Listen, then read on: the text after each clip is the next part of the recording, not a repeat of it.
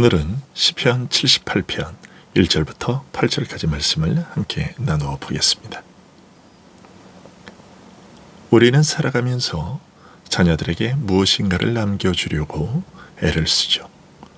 어떤 부모는 평생 모은 재산을 남겨주려 하고, 어떤 부모는 좋은 학벌이나 사회적 지위를 물려주려 합니다. 그러나 성경은 우리에게 묻습니다. 그 모든 것이 사라질 때 과연 무엇이 네 자녀를 지켜주겠느냐라고 말이죠. 시편 78편은 이스라엘의 긴 역사를 다루는 역사시입니다.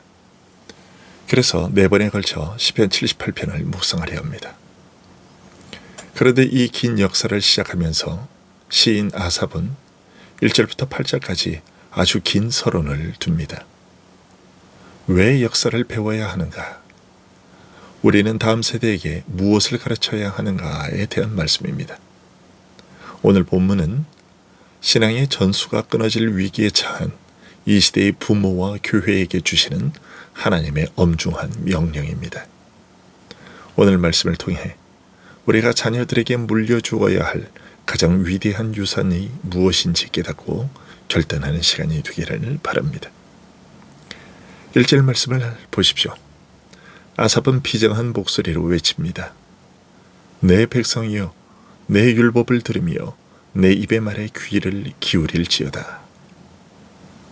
그는 지금 옛날 이야기를 재미삼아 하려는 것이 아닙니다. 2절에 보면 내가 입을 열어 비유로 말하며 예로부터 감추어졌던 것을 드러내려 하니 라고 말합니다. 여기서 비유와 감추어졌던 것이라는 말은 역사가 단순한 사실의 나열이 아니라는 뜻이죠. 이스라엘의 역사 속에는 우리가 겉으로 봐서는 알 수 없는 하나님의 비밀이 숨겨져 있습니다. 그 비밀이 무엇입니까? 겉으로 보면 이스라엘이 전쟁에서 이기고 지는 이야기 같지만 그 속을 들여다보면 끊임없이 배반하는 인간의 죄악과 그럼에도 불구하고 포기하지 않으시는 하나님의 끈질긴 은혜가 숨겨져 있다는 것입니다.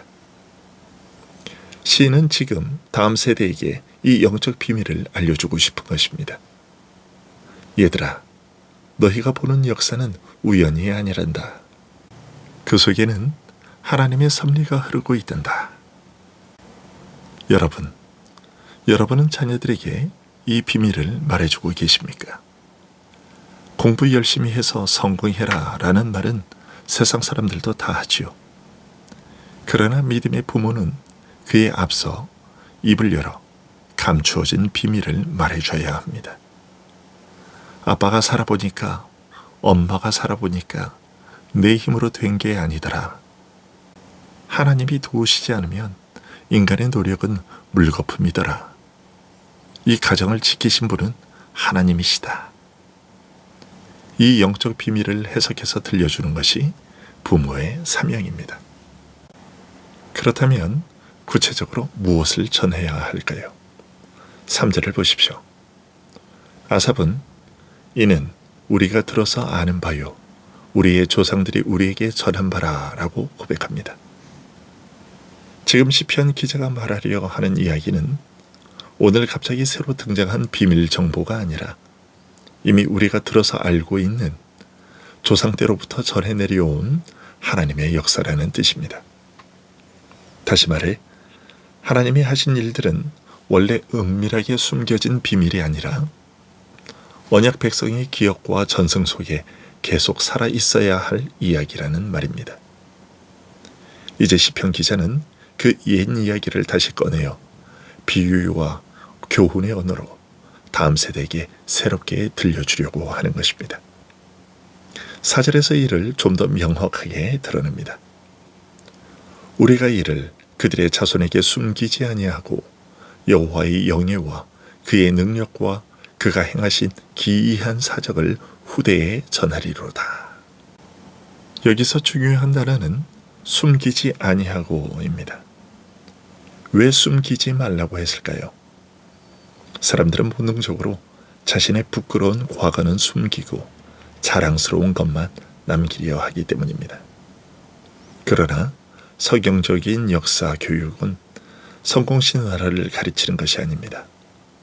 실패한 역사도 부끄러운 역사도 숨기지 말아야 합니다. 동시에 우리가 진짜 자랑해야 할 것은 나의 성공이 아니라 여호와의 행하신 일입니다. 시인은 세 가지를 전하라고 합니다. 첫째, 여호와의 영예입니다. 하나님이 얼마나 찬양받기에 합당한 분이신지, 그분의 성품이 얼마나 거룩하고 자비로운지를 가르쳐야 한다는 것입니다. 둘째, 하나님의 능력입니다. 홍해를 가르치고 대적을 물리치신 하나님의 힘을 가르쳐야 합니다. 자녀들이 세상의 돈이나 권력을 두려워하지 않고 오직 하나님의 능력을 의지하게 만들어야 합니다. 셋째, 그가 행하신 기이한 사적입니다. 창조, 출애굽, 광야 인도, 가나안 입성 등 구속의 역사 속에서 행하신 인간의 이성으로는 이해할 수 없는 기적 같은 구원의 은혜를 전해야 합니다. 우리가 다음 세대에게 전해야 할 것은 살다 보니 하나님이 필요하다라는 막연한 종교 경험이 아니라 하나님이 누구시며 구원의 역사 속에서 실제로 무엇을 하셨는지에 대한 구체적인 말씀과 역사입니다. 성경 속에서 하나님이 하신 일들, 우리 가정, 우리 교회의 역사 속에 나타난 하나님의 인도하심, 이 모든 것을 숨기지 않고 말해주어야 합니다. 이것이 신앙 전수입니다. 이것은 해도 되고 안 해도 되는 선택사항이 아닌 명령입니다. 5절을 보십시오. 여호와께서 증거를 야곱에게 세우시며 법도를 이스라엘에게 정하시고 우리 조상들에게 명령하사 그들의 자손에게 알리라 하셨으니. 신명기 6장 7절에 네 자녀에게 부지런히 가르치며 집에 앉았을 때이든지 길을 갈 때이든지 누웠을 때이든지 일어날 때이든지 이 말씀을 강론할 것이며 라는 말씀을 떠올리게 합니다. 구약에서는 특별히 아버지들, 가정의 가장들에게 이 책임을 주셨습니다. 오늘날에는 각 가정의 부모 그리고 교회 전체가 함께 이 책임을 나눕니다. 말씀 교육은 교회의 옵션이 아니라 언약 백성의 존재 이유입니다. 다음 세대에게 말씀을 가르치지 않는 교회는 스스로 자기 존재의 기초를 허물고 있는 것입니다. 자녀에게 신앙을 전하는 일에 무관심한 부모는 하나님 앞에서 맡겨진 사명을 방치하는 것입니다. 우리는 가끔 이렇게 말합니다. 신앙은 각자 알아서 하는 거지. 부모가 강요한다고 되나요? 맞습니다. 억지로 믿음을 심어줄 수는 없죠. 그러나 전하지도 않으면서 각자 알아서 하라고 말하는 것은 성경이 말하는 신앙 전수의 자세가 아닙니다. 하나님께서는 알리라고 명령하셨습니다. 믿게 하시는 분은 성령님이시지만 알려주는 책임은 우리에게 있습니다. 이어서 6절을 보면 이 명령의 대상이 아주 구체적입니다. 이는 그들로 후대 곧 태어날 자손에게 알게 하고 그들은 일어나 그들의 자손에게 일러서 할아버지가 아버지에게, 아버지가 아들에게, 아들이 또 태어날 손자에게 이렇게 믿음의 바통 터치가 끊어지지 않게 하라는 것입니다. 지금 한국 교회의 가장 큰 위기가 무엇입니까? 주일학교가 사라지고 있는 것입니다. 다음 세대가 다른 세대가 되어가고 있는 것입니다. 바통을 떨어뜨릴 위기입니다. 우리는 이 5절의 말씀을 뼈아프게 받아들여야 합니다. 교회 학교 선생님에게만 맡겨서는 안 됩니다. 하나님은 우리 조상들에게, 즉 부모들에게 명령하사라고 하셨습니다. 가정에서부터 말씀의 전수가 일어나야 합니다. 마지막으로 왜 우리는 이토록 자녀들에게 말씀을 가르쳐야 할까요? 7절은 우리가 왜 이렇게 해야 하는지 그 목적을 3가지로 정리합니다. 첫째, 아이들이, 다음 세대가 세상에 소망을 두지 않고 하나님께 소망을 두게 하기 위함입니다. 좋은 대학, 안정된 직장, 넉넉한 생활이 우리의 자녀들에게 중요한 문제이지만 그보다 더 중요한 것은 그들의 소망이 어디에 묶여 있는가 하는 것입니다. 말씀을 듣고 하나님이 누구신지 알게 되면 아이들은 비로소 이렇게 고백하게 됩니다. 내 인생의 진짜 희망은 성공, 건강, 돈, 인정이 아니라 하나님 그분이시구나.